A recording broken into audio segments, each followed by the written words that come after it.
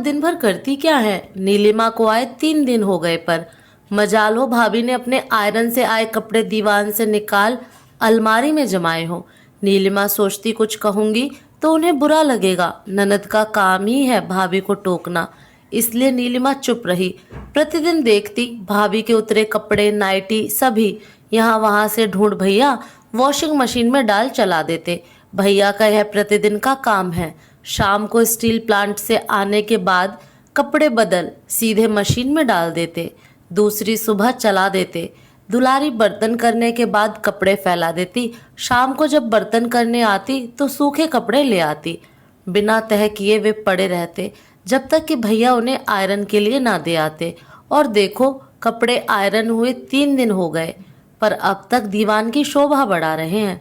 भैया बचपन से ही बहुत सफाई पसंद थे। याद है, हम छोटे भाई बहन स्कूल के यूनिफॉर्म हैंगर में न लगाया हो तो सारे कपड़े निकाल मैले कपड़े रखने वाले बैग में डाल देते। दूसरी सुबह ढूंढने पर वहां से तुड़े मुड़े निकलते। हमारा रोना गाना सुन माँ हम पर और भैया पर भी नाराज होती थी। दीवार, सोफा कवर, कुशन, चादर सही ना हो तो भैया बैठ ही नहीं सकते, तुरंत उठ ठीक करते। इसके ठीक विपरीत थी भाभी। खाना बनाने का जिम्मा भी उनका ना था, कुक बना जाती थी।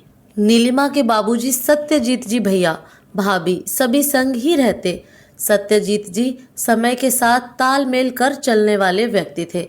भाभी को अपने दोस्तों के साथ घूमने का बहुत शौक था, इसलिए हर 2-3 महीने में उनका दोस्तों के साथ 4-5 दिन के घूमने का प्रोग्राम अवश्य बनता।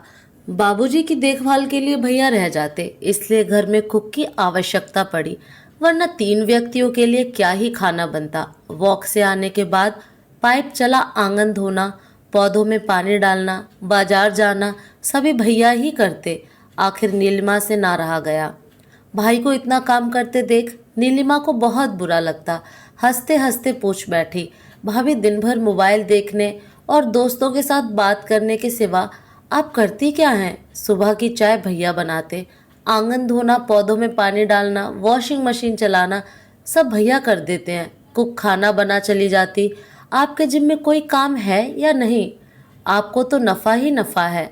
धुले कपड़े आयरन के लिए देना भी भैया ही करते, पर 3 दिन से देख रही हूँ आयरन के कपड़े वहीं दीवान की शोभा बढ़ा रहे हैं। किसका इंतज़ार है? किसी मुहूर्त का? भाभी जोर से हंस दी। सही कहा नीलिमा, आपके भैया बहुत सफाई पसंद हैं, तुरंत उन्हें काम निपटाना होता है। जब तुम्हारे भैया कर ही रहे हैं तो मैं क्यों परेशान हूँ? क्यों अपने समय का नुकसान करवाऊँ? वैसे भी मेरा करना उन्हें पसंद नहीं आता, इसलिए मैंने भी छोड़ दिया। हंसते बोली भाभी। बस बाबूजी को बिल्कुल समय पर खाना पानी, दवा दारू दे देती हूँ।